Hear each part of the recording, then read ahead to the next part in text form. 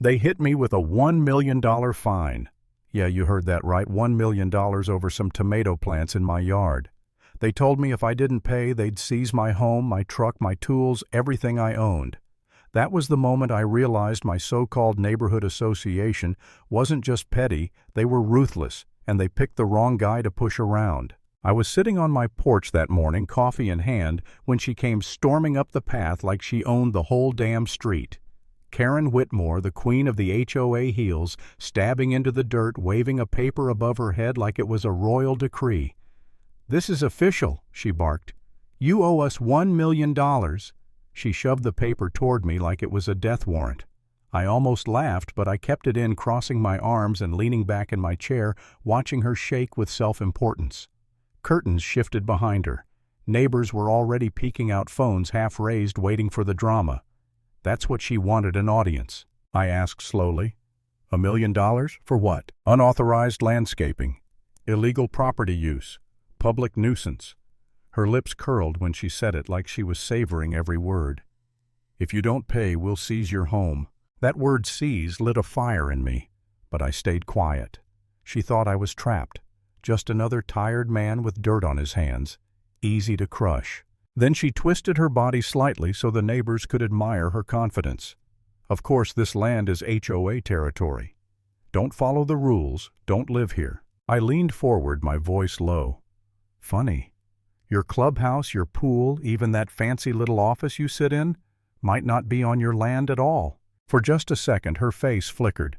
She stepped closer, fine inches from my nose. Don't play games with me. We can take everything. You'll be on the street before the week's over. I stood slowly, brushing the dust off my jeans. Pretty confident, Karen. Confident about rules that don't even apply to me. Her eyes flared.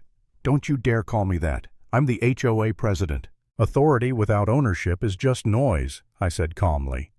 And for the first time, she froze. Right on cue, two men came striding up the street. Not cops, fake guards in cheap uniforms and dark sunglasses. She crossed her arms, regaining her fake bravado. Gentlemen, remove him from this property. He's trespassing. The neighbors gasped. Someone raised a phone to record. I didn't budge. Instead, I pulled an envelope from my back pocket, my pulse hammering in my ears. Funny thing, Karen, I said, holding it up. You think this land belongs to your little club? But this, I tapped the paper, says otherwise. The guards looked confused.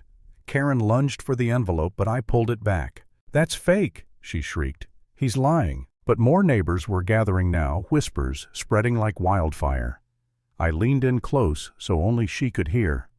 I'm about to show them something that'll burn your empire to the ground. Her face went pale. She had no comeback. I walked to the edge of the yard, lifted the papers high, and spoke loud enough for everyone to hear. This entire clubhouse, I pointed at her pride and joy, sits on my property. The deed, the survey, county records, they all prove it.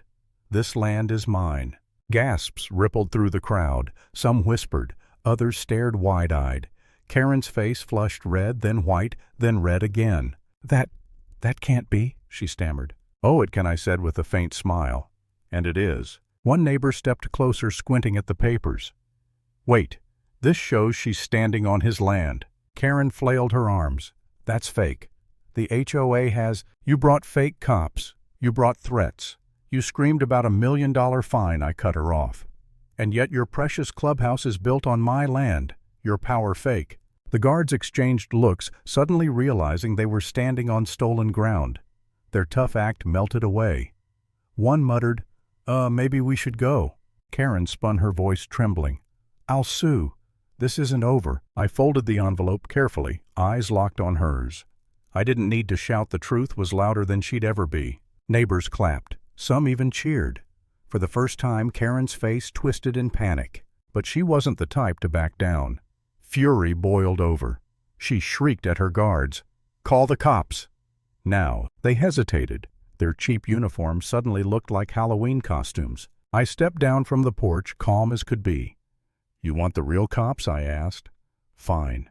But you'd better be ready to explain why you've been lying to every single person here. Her phone buzzed. Salvation, she thought. She answered instantly, her voice high and sharp. But seconds later, her face drained pale. She slammed it down so hard the crowd jumped. They said they need proof. Proof of ownership.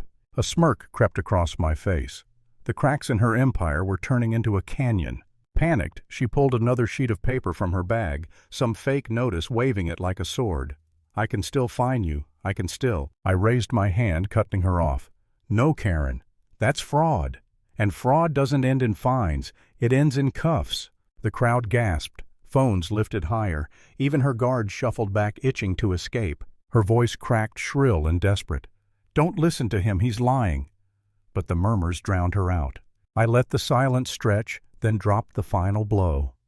Funny thing, Karen, you didn't know my family's been in law enforcement for decades. Real authority, real law, not plastic badges and fake threats. And me, I keep records. Her mouth opened, closed, opened again. She looked like a fish gasping for air. I pulled a tablet from my bag, tapped the screen. Footage lit up Karen sneaking onto my porch, posting fake notices, calling in fake guards. Every word, every move caught on tape. The neighbors went dead silent. Then the whispers surged. That's her. She's been lying. It's all recorded. Karen's face went chalk white. She lunged for the tablet, but I held it just out of reach. This, I said slowly, is what happens when you build an empire on lies. Gasps. Cheers. The guards stepped back, shame painted across their faces. Karen trembled, her voice cracking. You can't. People will. This is illegal. I smiled faintly. Exposing you isn't illegal, Karen. But everything you've been doing absolutely is. And in that moment, her empire collapsed. The crowd wasn't hers anymore. It was mine.